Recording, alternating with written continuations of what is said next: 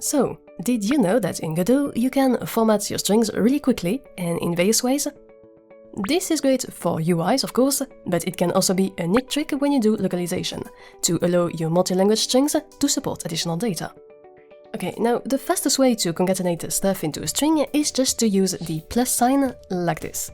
But of course, the big issue here is that every variable needs to be a string, so you'll have to stringify everything that isn't a string yet, and it can make for a pretty long and unreadable line of code.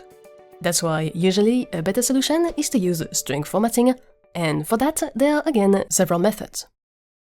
In GDScript, you can start by doing something similar to Python string formatting, and use %-based placeholders to tell Godot which bits of the string needs to be replaced, then a % after you format string to begin the list of variables that will be injected, and finally the one variable or the list of variables to put in place of the placeholders.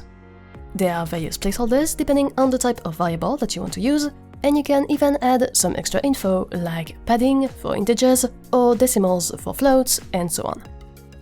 Now, this is nice and easy, but it comes with an important caveat. The order of your placeholders has to perfectly match the order of your variables, which can be a real problem if you're doing localization and your two languages don't put the info in the same order. To solve that issue, a more powerful solution is to use the GDScript string.format method. Basically, here you specify your placeholders by index or by name, and then you pass the variables to reinject as an array or a dictionary. And so now if you switch the order of your placeholders in the string, they will still point to the proper piece of data. And of course, you can always mix those two techniques together and even have intermediary variables that hold format strings with their placeholders not yet consumed that you then use in formatting further down the line. And similarly, in C#, you also have two levels of complexity and control for string formatting. One, you can do string interpolation by putting the $sign before your string and then putting your variables directly inside your string between curly braces. This is a pretty cool way to shorten your code. It works for pretty advanced expressions inside the curly braces, and it even supports some format specifiers, for example for the numbers or for the dates. But again, it means that you sort of set the order of your data in stone, and so it doesn't always work for localized strings. Which is why, just like with GDScript, you may want to turn to the more powerful option, string.format.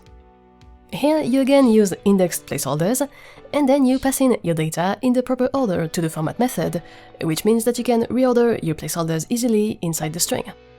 Although, contrary to GDScript, the C# string.format function doesn't support dictionaries natively, meaning that you can't use named parameters. But in any case, here you go! You can now inject variables inside your Godot strings in various ways to better set up your UIs or your internationalized texts. I really hope you liked this quick tip video. As always, don't hesitate to subscribe to the channel to get more game creation tricks, and of course, a huge thanks to my Patreon and YouTube members for the support, and to you for watching. And as always, take care.